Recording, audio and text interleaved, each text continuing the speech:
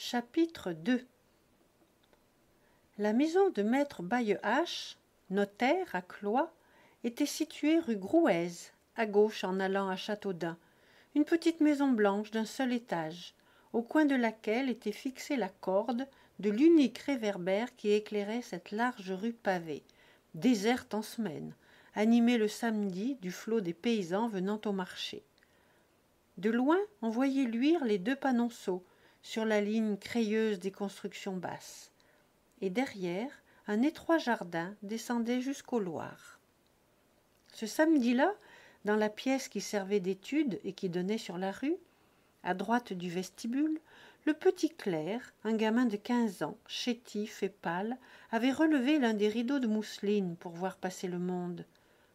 Les deux autres clercs, un vieux, ventru et très sale, un plus jeune, décharné, ravagé de bile, écrivaient sur une double table de sapin noirci, qui composait tout le mobilier, avec 7 ou 8 chaises et un poêle de fonte, qu'on allumait seulement en décembre, même lorsqu'il neigeait à la Toussaint. Les casiers dont les murs étaient garnis, les cartons verdâtres, cassés aux angles, débordant de dossiers jaunes, empoisonnaient la pièce d'une odeur d'encre, gâtée et de vieux papier mangé de poussière. Et cependant, assis côte à côte, deux paysans, l'homme et la femme, attendaient dans une immobilité et une patience pleines de respect. Tant de papier, et surtout ces messieurs écrivant si vite, ces plumes craquant à la fois, les rendaient graves, en remuant en eux des idées d'argent et de procès. La femme, âgée de 34 ans, très brune, de figure agréable, gâtée par un grand nez, avait croisé ses mains sèches de travailleuse sur son caraco de drap noir bordé de velours, et de ses yeux vifs, elle fouillait les coins, avec l'évidente rêverie de tous les titres de biens qui dormaient là. Tandis que l'homme, de 5 ans plus âgé, roux et placide, en pantalon noir et en longue blouse de toile bleue, toute neuve, tenait sur ses genoux son chapeau de feutre rond, sans que l'ombre d'une pensée animât sa large face de terre cuite, rasée soigneusement, trouée de 2 gros yeux bleus faïence, d'une fixité de bœuf au repos. Mais une porte s'ouvrit. Maître Baillehache, qui venait de déjeuner en compagnie de son beau-frère, le fermier Hourdequin, parut, très rouge, frais encore pour ses 55 ans, avec ses lèvres épaisses, ses paupières bridées, dont les rides faisaient rire continuellement son regard. Il portait un binocle et avait le continuel geste maniaque de tirer les longs poils grisonnants de ses favoris. « Ah, c'est vous, Delhomme, dit-il. Le père Fouan s'est donc décidé au partage ?» Ce fut la femme qui répondit. « Mais oui, monsieur Baillehache, nous avons tous rendez-vous pour tomber d'accord et pour que vous nous disiez comment on fait. » « Bon, Fanny, on va voir. Il n'est qu'1 heure à peine, il faut attendre les autres. » Et le notaire causa un instant encore, demandant le prix du blé, en baisse depuis 2 mois, témoignant à Delhomme la considération amicale due à un cultivateur qui possédait d'une 20aine d'hectares, un serviteur et 3 vaches. Puis il rentra dans son cabinet. Les clercs n'avaient pas levé la tête, exagérant les craquements de leurs plumes. Et de nouveau, les Delhomme attendirent, immobiles. C'était une chanceuse, cette Fanny, d'avoir été épousée par un amoureux honnête et riche, sans même être enceinte, elle qui, pour sa part, n'espérait du père Fouan que 3 hectares environ. Son mari, du reste, ne se repentait pas, car il n'aurait pu trouver une ménagère plus intelligente ni plus active, au point qu'il se laissait conduire en toutes choses, d'esprit borné, mais si calme, si droit, que souvent à Rogne on le prenait pour arbitre. À ce moment, le petit clerc qui regardait dans la rue étouffa un rire entre ses doigts, en murmurant à son voisin, le vieux, ventru et très sale. « Oh, Jésus-Christ !» Vivement, Fanny s'était penchée à l'oreille de son homme. « Tu sais, laisse-moi faire. J'aime bien papa et maman, mais je ne veux pas qu'ils nous volent. Et méfions-nous de Buteau et de cette canaille d'Hyacinthe. » Elle parlait de ses 2 frères. Elle avait vu par la fenêtre arriver l'aîné, cette Hyacinthe que tout le pays connaissait sous le surnom de Jésus-Christ, un paresseux et un ivrogne, qui, à son retour du service, après avoir fait les campagnes d'Afrique, s'était mis à battre les champs, refusant tout travail régulier, vivant de braconnage et de maraude, comme s'il eût rançonné encore un peuple tremblant de bédouins. Un grand gaillard entra, dans toute la force musculeuse de ses 40 ans, les cheveux bouclés, la barbe en pointe, longue et inculte, avec une face de Christ ravagée, un Christ soûlard, violeur de filles et détrousseur de grandes routes. Depuis le matin, à Cloyes, il était gris déjà, le pantalon boueux, la blouse ignoble de taches, une casquette en loques renversée sur la nuque, et il fumait un cigare d'un sou, humide et noir, qui en pestait. Cependant, au fond de ses beaux yeux noyés, il y avait de la goguenardise pas méchante, le cœur ouvert d'une bonne crapule. « Alors, le père et la mère ne sont pas encore là ?» demanda-t-il. Et, comme le clerc, maigre, jauni de bile, lui répondait rageusement d'un signe de tête négatif, il resta un instant le regard au mur, tandis que son cigare fumait tout seul dans sa main. Il n'avait pas eu un coup d'œil pour sa sœur et son beau-frère, qui eux-mêmes ne paraissaient pas l'avoir vu entrer. Puis, sans ajouter un mot, il sortit. Il alla attendre sur le trottoir. « Oh, Jésus-Christ! Oh, Jésus-Christ !» répéta en faux bourdon le petit clerc, le nez vers la rue, l'air de plus en plus amusé du sobriquet qui éveillait en lui des histoires drôles. Mais 5 minutes à peine se passèrent, les Fouan arrivèrent enfin, 2 vieux, aux mouvements ralentis et prudents. Le père, jadis très robuste, âgé de 70 ans aujourd'hui, s'était desséché et rapetissé dans un travail si dur, dans une passion de la terre si âpre, que son corps se courbait, comme pour retourner à cette terre, violemment désirée et possédée. Pourtant, sauf les jambes, il était gaillard encore, bien tenu, ses petits favoris blancs, en pâte de lièvre correcte, avec le long nez de la famille qui aiguisait sa face maigre, au plan de cuir coupé de grands plis. Et dans son ombre, ne le quittant pas d'une semelle, la mère, plus petite, semblait être restée grasse, le ventre gros d'un commencement d'hydropisie, le visage couleur d'avoine, troué d'yeux ronds, d'une bouche ronde, qu'une infinité de rides serraient ainsi que des bourses d'avare. Stupide, réduite dans le ménage à un rôle de bête docile et laborieuse, elle avait toujours tremblé devant l'autorité despotique de son mari. « Ah, c'est donc vous !» s'écria Fanny qui se leva. Delhomme avait également quitté sa chaise. Et derrière les vieux, Jésus-Christ venait de reparaître, se dandinant, sans une parole. Il écrasa le bout de son cigare pour l'éteindre, puis fourra le fumereau empesté dans une poche de sa blouse. « Alors, nous y sommes, dit Fouan. Il ne manque que Buteau. Jamais à l'heure, jamais comme les autres, ce bougre-là. »« Je l'ai vu au marché, déclara Jésus-Christ d'une voix enrouée par l'eau-de-vie. Il va venir. » Buteau, le cadet, âgé de 27 ans, devait ce surnom à sa mauvaise tête, continuellement en révolte, s'obstinant dans des idées à lui qui n'étaient celles de personne. Même gamin, il n'avait pu s'entendre avec ses parents. Et plus tard, après avoir tiré un bon numéro, il s'était sauvé de chez eux pour se louer, d'abord à la borderie, ensuite à la chamade. Mais comme le père continuait de gronder, il entra, vif et gai.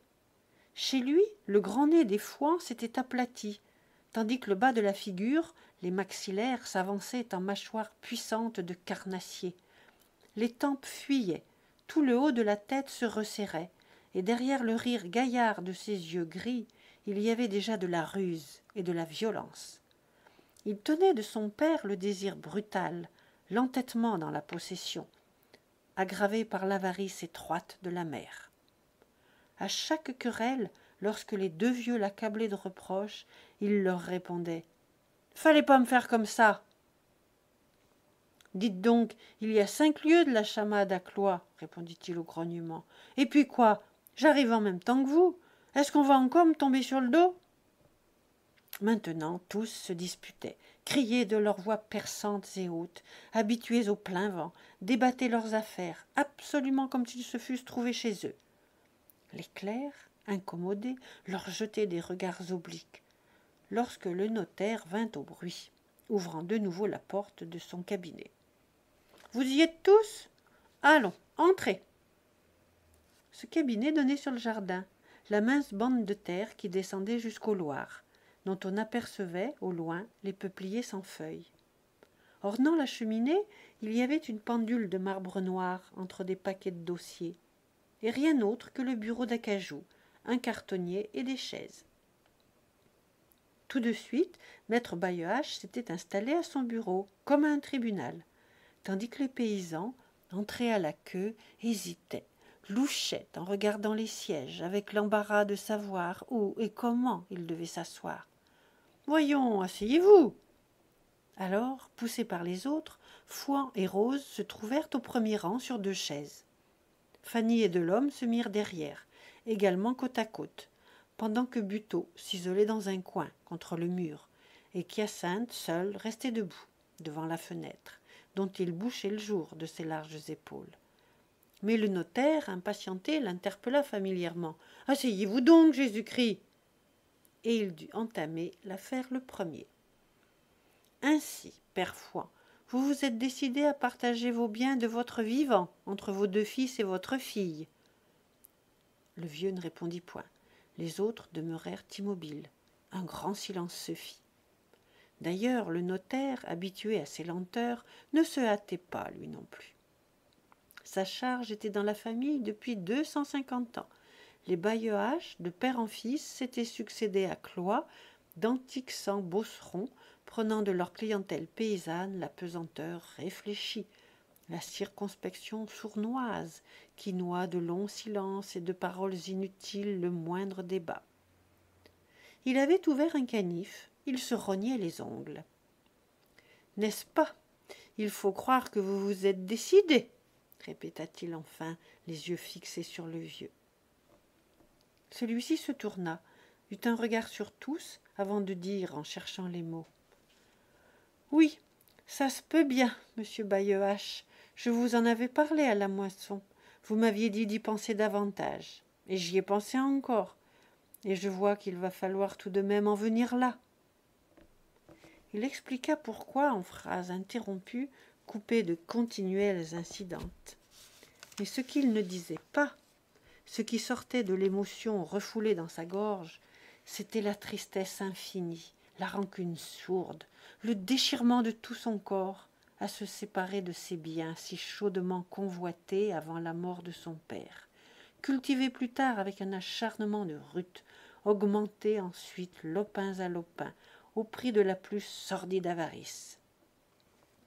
Telle parcelle représentait des mois de pain et de fromage, des hivers sans feu, des étés de travaux brûlants, sans autre soutien que quelques gorgées d'eau.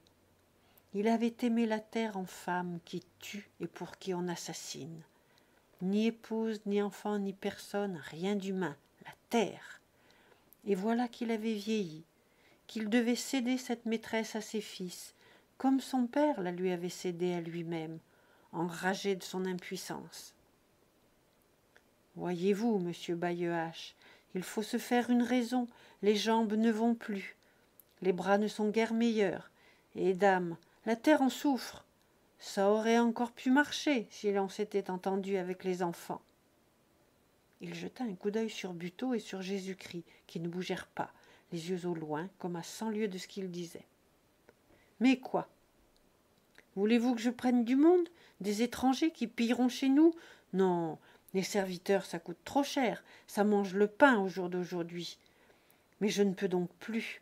Cette saison, tenez, des 19 setiers que je possède, eh bien, j'ai eu à peine la force d'en cultiver le quart. Juste de quoi manger, du blé pour nous et de l'herbe pour les 2 vaches. Alors, ça me fend le cœur de voir cette bonne terre qui se gâte. Oui, j'aime mieux tout lâcher que d'assister à ce massacre. Sa voix s'étrangla. Il eut un grand geste de douleur et de résignation. Près de lui, sa femme, soumise, écrasée par plus d'un demi-siècle d'obéissance et de travail, écoutait. « L'autre jour, continua-t-il, en faisant ses fromages, Rose est tombée le nez dedans. Moi, ça me casse. rien que de venir en carriole au marché. Et puis la terre, on ne l'emporte pas avec soi quand on s'en va. Faut la rendre, faut la rendre. Enfin, nous avons assez travaillé, nous voulons crever tranquille. N'est-ce pas, Rose? C'est ça même, comme le bon Dieu nous voit, dit la vieille. Un nouveau silence régna, très long. Le notaire achevait de se couper les ongles. Il finit par remettre le canif sur son bureau en disant « Oui, ce sont des raisons raisonnables. On est souvent forcé de se résoudre à la donation. Je dois ajouter qu'elle offre une économie aux familles, car les droits d'héritage sont plus forts que ceux de la démission de biens. » Buteau, dans son affectation d'indifférence, ne put retenir ce cri. « Alors, c'est vrai, monsieur Baillehache ? Mais sans doute vous allez y gagner quelques centaines de francs. » Les autres s'agitèrent. Le visage de Delhomme lui-même s'éclaira, tandis que le père et la mère partageaient aussi cette satisfaction. C'était entendu, l'affaire était faite, du moment que ça coûtait moins. « Il me reste à vous présenter les observations d'usage, » ajouta le maire. « Beaucoup de bons esprits blâment la démission de biens, qu'ils regardent comme immorale, car ils l'accusent de détruire les liens de famille. On pourrait en effet citer des faits déplorables. Les enfants se conduisent des fois très mal lorsque les parents se sont dépouillés. » Les deux fils et la fille l'écoutaient, la bouche ouverte, avec des battements de paupières et un frémissement des joues. « Que papa garde tout s'il a ses idées, » interrompit sèchement Fanny, très susceptible. « Nous avons toujours été dans le devoir, » dit Buteau. « Et ce n'est pas le travail qui nous fait peur, » déclara Jésus-Christ. D'un geste, M. Baillehache les calma. « Laissez-moi donc finir. Je sais que vous êtes de bons enfants, des travailleurs honnêtes, et avec vous, il n'y a certainement pas de danger que vos parents se repentent un jour. » Il n'y mettait aucune ironie. Il répétait la phrase amicale que 25 ans d'habitude professionnelle arrondissaient sur ses lèvres. Mais la mère, bien qu'elle n'eût pas semblé comprendre, promenait ses yeux bridés de sa fille à ses deux fils. Elle les avait élevés tous les trois, sans tendresse, dans une froideur de ménagère qui reproche au petit de trop manger sur ce qu'elle épargne. Le cadet, elle lui gardait rancune de ce qu'il s'était sauvé de la maison lorsqu'il gagnait enfin. La fille, elle n'avait jamais pu s'accorder avec elle, blessée de se heurter à son propre sang, à une gaillarde active, chez qui l'intelligence du père s'était tournée en orgueil, et son regard ne s'adoucissait qu'en s'arrêtant sur l'aîné, ce chenapan qui n'avait rien d'elle ni de son mari, cette mauvaise herbe poussée on ne savait d'où, et que peut-être pour cela elle excusait et préférait. Fouan, lui aussi, avait regardé ses enfants l'un après l'autre, avec le sourd malaise de ce qu'il ferait de son bien. La paresse de l'ivrogne l'angoissait moins encore que la convoitise jouisseuse des deux autres. Il hocha sa tête tremblante. À quoi bon se manger le sang, puisqu'il le fallait? « Maintenant que le partage est résolu, reprit le maire, il s'agit de régler les conditions. Êtes-vous d'accord sur la rente à servir? » Du coup, tous redevinrent immobiles et muets.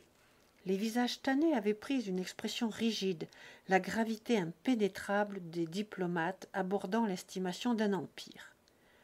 Puis, ils se tâtèrent d'un coup d'œil, mais personne encore ne parla. Ce fut le père qui, de nouveau, expliqua les choses. « Non, monsieur Baillehache, nous n'en avons pas causé. Nous avons attendu d'être tous ensemble ici. Mais c'est bien simple, n'est-ce pas? J'ai 19 setiers, ou 9 hectares et demi, comme on dit à cette heure. Alors, si je louais, ça ferait donc 950 francs, à 100 francs l'hectare. » Buteau, le moins patient, sauta sur sa chaise. « Comment? À 100 francs l'hectare? Est-ce que vous vous foutez de nous, papa ?» Et une première discussion s'engagea sur les chiffres. Il y avait un setier de vigne, ça, oui, on l'aurait loué 50 francs. Mais est-ce qu'on n'aurait jamais trouvé ce prix pour les 12 setiers de terre de labour, et surtout pour les 6 setiers de prairies naturelles, ces prés du bord de l'Ègre dont le foin ne valait rien? Les terres de labour elles-mêmes n'étaient guère bonnes. Un bout principalement, celui qui longeait le plateau, car la couche arable s'amincissait à mesure qu'on approchait du vallon. « Voyons, papa, dit Fanny d'un air de reproche, il ne faut pas nous fiche dedans. » Ça vaut 100 francs l'hectare, répétait le vieux avec obstination en se donnant des claques sur la cuisse. Demain, je louerai à 100 francs si je veux. Et qu'est-ce que ça vaut donc pour vous autres? Dites un peu voir ce que ça vaut. Ça vaut 60 francs, dit Buteau. Fouan, hors de lui, maintenait son prix, entrait dans un éloge outré de sa terre, une si bonne terre qui donnait du blé toute seule, lorsque Delhomme, silencieux jusque-là, déclara avec son grand accent d'honnêteté. Ça vaut 80 francs, pas un sou de plus, pas un sou de moins. Tout de suite le vieux se calma. Bon, mettons 80. Je veux bien faire un sacrifice pour mes enfants. Mais Rose, qui l'avait tiré par un coin de sa blouse, lâcha un seul mot, la révolte de sa ladrerie. Non, non. Jésus-Christ s'était désintéressé. La terre ne lui tenait plus au cœur depuis ses 5 ans d'Afrique. Il ne brûlait que d'un désir, avoir sa part, pour battre monnaie. Aussi continuait-il à se dandiner, d'un air goguenard et supérieur. « J'ai dit 80 !» criait Fouan. « C'est 80 ! Je n'ai jamais eu qu'une parole. Devant Dieu, je le jure. 9 hectares et demi, voyons, ça fait 760 francs, en chiffres ronds, 800. Eh bien, la pension sera de 800 francs, c'est juste. » Violemment, Buteau éclata de rire, pendant que Fanny protestait d'un branle de la tête, comme stupéfaite. Et M. Baillehache, qui depuis la discussion regardait dans son jardin, les yeux vagues, revint à ses clients, sembla les écouter en se tirant les favoris de son geste maniaque, assoupi par la digestion du fin déjeuner qu'il avait fait. Cette fois pourtant, le vieux avait raison, c'était juste. Mais les enfants, échauffés, emportés par la passion de conclure le marché au plus bas prix possible, se montraient terribles, marchandaient, juraient, avec la mauvaise foi des paysans qui achètent un cochon. 800 francs, ricanait Buteau, c'est donc que vous allez vivre comme des bourgeois. Ah, bien, 800 francs, on mangerait 4. Dites tout de suite que c'est pour vous crever d'indigestion. Fouan ne se fâchait pas encore. Il trouvait le marchandage naturel. Il faisait simplement face à ce déchaînement prévu, allumé lui aussi, allant carrément jusqu'au bout de ses exigences. Et ce n'est pas tout, minute. Nous gardons jusqu'à notre mort la maison et le jardin, bien entendu. Puis, comme nous ne récolterons plus rien, que nous n'aurons plus les 2 vaches, nous voulons par an une pièce de vin, 100 fagots, et par semaine 10 litres de lait, une douzaine d'œufs et 3 fromages. « Oh, papa !» gémit douloureusement Fanny, atterrée. « Oh, papa !» Buteau, lui, ne discutait plus. Il s'était levé d'un bond, il marchait avec des gestes brusques. Même il avait enfoncé sa casquette pour partir. Jésus-Christ venait également de quitter sa chaise, inquiet à l'idée que toutes ces histoires pouvaient faire manquer le partage. Seul Delhomme restait impassible, un doigt contre son nez, dans une attitude de profonde réflexion et de gros ennui. Alors, maître Baillehache sentit la nécessité de hâter un peu les choses. Il secoua son assoupissement et, en fouillant ses favoris d'une main plus active, « Vous savez, mes amis, que le vin, les fagots, ainsi que les fromages et les œufs sont dans les usages. » Mais il fut interrompu par une volée de phrases aigres. « Des œufs, avec des poules dedans, peut-être? Est-ce que nous buvons notre vin? Nous le vendons. Ne rien foutre et se chauffer, c'est commode lorsque vos enfants s'esquintent. » Le notaire, qui en avait entendu bien d'autres, continua avec flegme. « Tout ça, ce n'est pas à dire, saperlope. Jésus-Christ, asseyez-vous donc, vous bouchez le jour, c'est agaçant. Et voilà qui est entendu, n'est-ce pas, vous tous? Vous donnerez les redevances en nature, parce que vous feriez montrer du doigt. Il n'y a donc que le chiffre de la rente à débattre. » Delhomme, enfin, fit signe qu'il avait à parler. Chacun venait de reprendre sa place. Il dit lentement, au milieu de l'attention générale. « Pardon, ça semble juste ce que demande le père. On pourrait lui servir 800 francs, puisque c'est 800 francs qu'il louerait son bien. Seulement, nous ne comptons pas ainsi, nous autres. Il ne nous loue pas la terre, il nous la donne. Et le calcul est de savoir ce que lui et la mère ont besoin pour vivre. Oui, pas davantage, ce qu'ils ont besoin pour vivre. En effet, appuya le notaire, c'est ordinairement la base que l'on prend. Et une autre querelle s'éternisa. La vie des deux vieux fut fouillée, étalée, discutée besoin par besoin. On pesa le pain, les légumes, la viande, on estima les vêtements, rognant sur la toile et sur la laine. On descendit même aux petites douceurs, au tabac fumé du père, dont les 2 sous quotidiens, après des récriminations interminables, furent fixés à 1 sou. Lorsqu'on ne travaillait plus, il fallait savoir se réduire. Est-ce que la mère, elle aussi, ne pouvait se passer de café noir? C'était comme leur chien, un vieux chien de 12 ans qui mangeait gros, sans utilité. Il y avait beau temps qu'on aurait dû lui allonger un coup de fusil. Quand le calcul se trouva terminé, on le recommença. On chercha ce qu'on allait supprimer encore. 2 chemises, 6 mouchoirs par an, 1 centime sur ce qu'on avait mis par jour pour le sucre. Et en taillant et retaillant, en épuisant les économies infimes, on arriva de la sorte à un chiffre de 550 et quelques francs, ce qui laissa les enfants agités, hors d'eux, car ils s'entêtaient à ne pas dépasser 500 francs tout rond. Cependant, Fanny se lassait. Elle n'était pas mauvaise fille, plus pitoyable que les hommes, n'ayant point encore le cœur et la peau durcis par la rude existence au grand air. Aussi parlait-elle d'en finir, résignée à des concessions. Jésus-Christ, de son côté, haussait les épaules, très larges sur l'argent, en veille même d'un attendrissement d'ivrogne, prêt à offrir un appoint sur sa part, qu'il n'aurait du reste jamais payé. « Voyons, demanda la fille, ça va-t-il pour 550 ? Mais oui, répondit-il, faut bien qu'ils nocent un peu, les vieux. La mère eut pour son aîné un regard souriant et mouillé d'affection. Tandis que le père continuait la lutte avec le cadet, il n'avait cédé que pas à pas, bataillant à chaque réduction, s'entêtant sur certains chiffres. Mais sous l'opiniâtreté froide qu'il montrait, une colère grandissait en lui, devant l'enragement de cette chair qui était la sienne, à s'engraisser de sa chair, à lui sucer le sang, vivant encore. Il oubliait qu'il avait mangé son père ainsi. Ses mains s'étaient mises à trembler. Il gronda. « Ah, fichue graine, dire qu'on a élevé ça et que ça vous retire le pain de la bouche, j'en suis dégoûté, ma parole. J'aimerais mieux pourrir déjà dans la terre. Alors, il n'y a pas moyen que vous soyez gentil? Vous ne voulez donner que 550 ?» Il consentait, lorsque sa femme, de nouveau, le tira par sa blouse en lui soufflant. « Non, non !»« Ce n'est pas tout ça, dit Buteau, après une hésitation. Et l'argent de vos économies? Si vous avez de l'argent, n'est-ce pas, vous n'allez pas bien sûr accepter le nôtre. » Il regardait son père fixement, ayant réservé ce coup pour la fin. Le vieux était devenu très pâle. « Quel argent ?» demanda-t-il. « Mais l'argent placé, l'argent dont vous cachez les titres. » Buteau, qui soupçonnait seulement le magot, voulait se faire une certitude. Certains soirs, il avait cru voir son père prendre derrière une glace un petit rouleau de papier.